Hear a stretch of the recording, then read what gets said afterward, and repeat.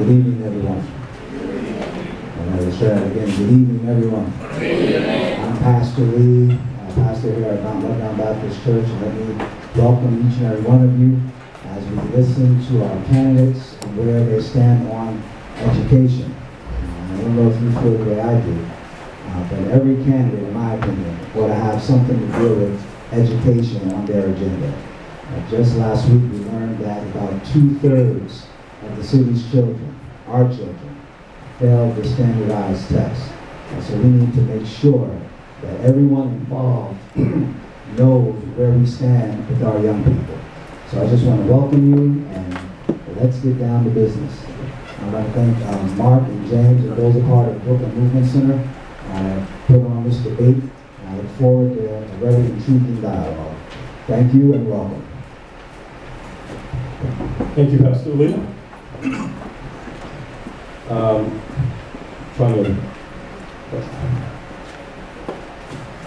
can't do this with my glasses on.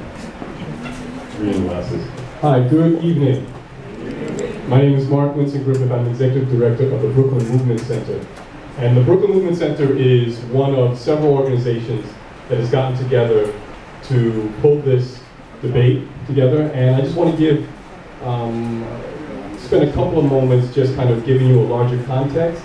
That is, the Brooklyn Movement Center, along with other organizations, has been working over the past couple of months on a project called Power Level, which is a civic engagement project, if you will. It's an attempt to reach out to people in the 36th Council Manager District as well as in the 35th and 41st and get them more familiar with not only the candidates, but the process as well as the issues that the candidates will be engaging with during the course of the election process.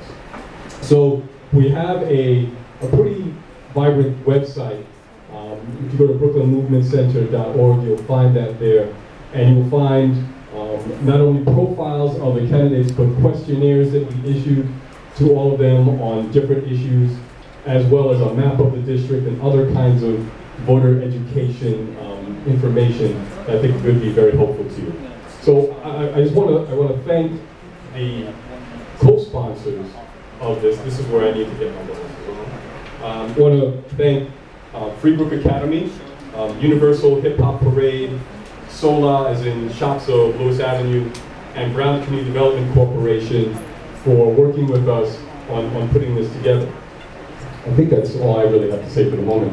What I'm going to do is turn the mic over to my esteemed colleague, C. Zawadi Morris. Let me just say that Zawadi is the editor of the Bed-Stuy Patch. I know she's not here officially in that capacity, but it's hard to ignore that the important role that she plays in our community as a journalist and the importance of the patch. But I guess we have to say officially she's not there here in that capacity. So Zawadi will explain the rules to you and get things underway. Thank you very much. Have a great night.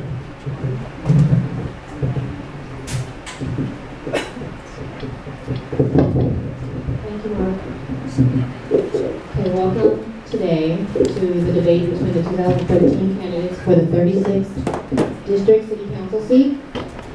Today, we are providing a platform for our candidates to share their insight and vision for one of our community's most pressing issues, the state of public education. Today, the candidates will discuss and debate how they would view their role as a city council member to help impact and improve education in school districts 13, 14, 16, and 17, the academic home to tens of thousands of our community's young people. Our debate will begin shortly. But first, let me introduce the candidates. From your right to my left, we have Robert Carnegie Jr. Next, we have Kirsten Foy. And we have Reverend Conrad Tiller. And then we have Reginald Sweeney. Our debate will begin shortly, but first let me go over the flow of today's debate program. The debate will have two phases of questions. Phase one. As the moderator, I will ask a handful of prepared questions, and each candidate will be given 2 minutes to respond. In phase two, I will take questions from the audience. Audience members will receive no cards. Well, you should have received them when you walked in today. If you have not, and you would like to answer a question, raise your hand, and one of the volunteers will come around and give you a note card. But throughout the debate, I want you to write down whatever questions that you may have on your note cards, and a volunteer in the end will come around and collect your cards. 2 candidates will be given 2 minutes to respond to each question.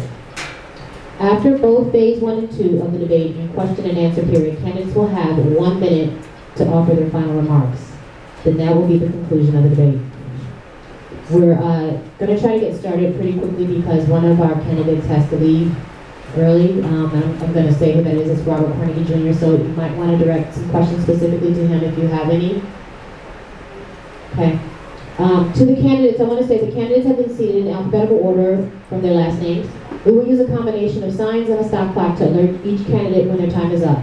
Please respect everyone's time and conclude your remarks as concisely as possible. I also want to remind each candidate that in answering a question or even addressing another candidate that you should refrain from attacking the other candidate or addressing them specifically by name. We prefer you to say my opponent. Again, you have 2 minutes to answer. You'll be given 20 seconds alert right before the end of your 2 minutes. If a candidate criticizes another candidate, the opposing candidate has 30 seconds for rebuttal, and that'll be at my discretion. And finally, I'd like to go over a few housekeeping rules for the audience. First, please turn off all cell phones right now if you have not done so yet.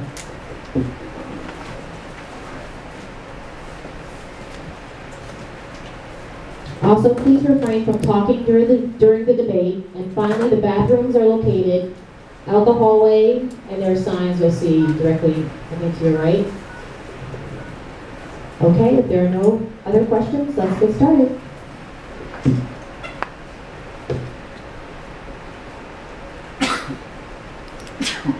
Bless you. Okay, sitting next to me, I don't want to forget it, the very important role of Mr. James Sabuti. He was very integral in helping to organize this event as well, and he will be collecting the cards. And he will also, once he collects the cards, he'll be vetting the cards, grouping them by theme, and then also deciding whether or not we have any repeat questions and putting them out that way. Okay, so our first question.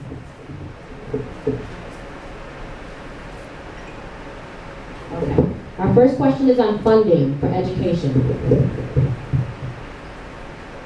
Okay, and it's with respect to city budget gap, and it's coming from Brown CDC, Community Development Corporation. They're asking New York City faces a $3 billion budget gap in 2014.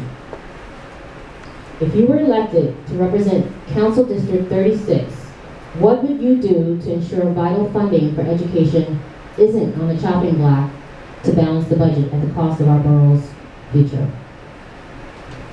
Do you have a candidate that wants to take that first question? Good day, hi. My name is Reginald Sweeney. When you talk about the budget gap that we're facing coming up after this mayor or this administration leaves, we're going to have to really look at every angle where we can save money but not touch education. There's things that I truly believe in that the budget should not have anything to do with when it comes down to education, jobs, and youth services.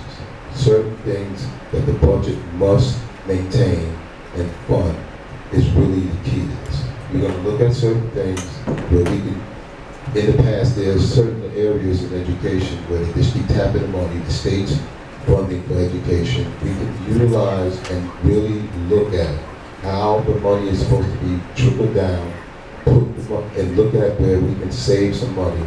And I think I have a real problem with the way the schools are run to a degree where after school programs where we can just maintain a certain level of standards as far as the funding is concerned. I'm not going to sit up here and pretend that I'm an educator. But I do know that there's some areas in education as far as the budget and how the money is spent. And even with the new